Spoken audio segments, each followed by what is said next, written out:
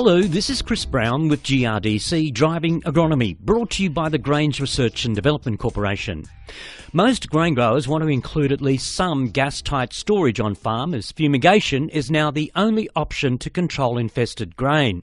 However, there's a long waiting list for Australian-built gas-tight silos, and many growers are ordering imported silos.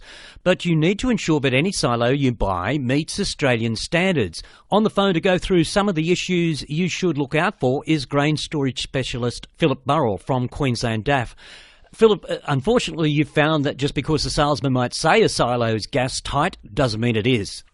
Yes, unfortunately that is the case. Look, there's an awful lot of very honest and good salesmen to deal with as well, but you do need to be a little bit guarded in this area that if they claim you can fumigate in a silo, that doesn't necessarily is the full answer. There's an Australian standard out there for sealability. So when growers are looking to order an aeratable, sealable silo, certainly the first step would be to ask the manufacturer, will you guarantee, and we'll put it in the contract, will you guarantee that it meets that AS 2628, which is the Australian standard. Well, when you go shopping, what's the first thing you should look for when you're inspecting a silo? Probably that one of the big things is actually good build quality and good design quality to it. All growers are aware, firstly, you put down a good concrete foundation, so that's not going to move. But if you want that silo to be sealable for, 15, 20 years, you need to look at key parts of the silo. One of the areas is that join between the actual, say on a cone-based silo, between the cone and the wall.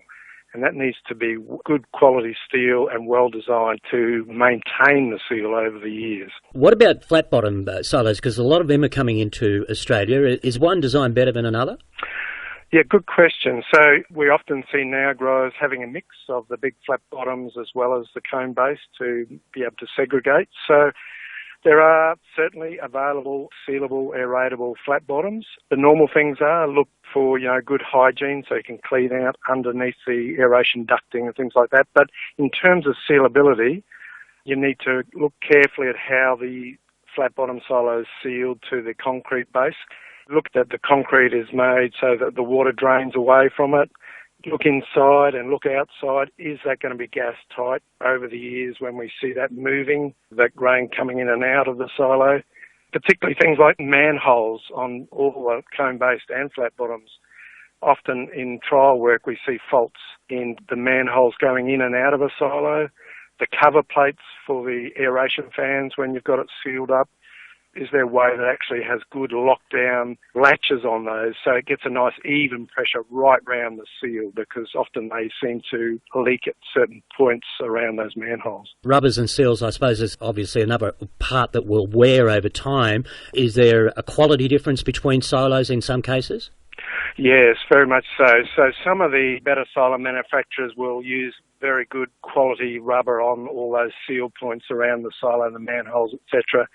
And others, unfortunately, are using very light sort of foam type ones that after a very short period have a memory, and so they're sort of half squashed after 6 or 12 months and not really doing the proper sealing job.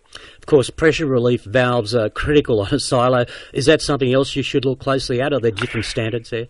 Yes, so we need a good size, the appropriate size relief valve to allow air in and out of the silo quickly.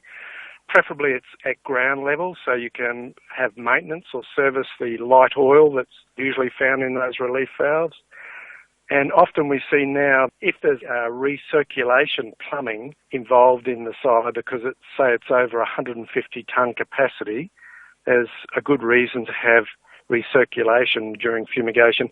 You can actually plumb that relief valve into the recirculation plumbing, and that works well because that plumbing goes up onto the roof, say 2/3 of the way up the roof line, goes into the silo that way, and it's that headspace there that often sees the rapid expansion and contraction due to weather conditions.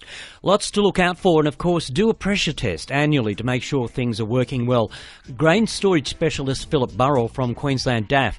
And you can find out more on storage, including more information on buying the right silo at the Stored Grain website. That's www.storedgrain.com.au. My name is Chris Brown.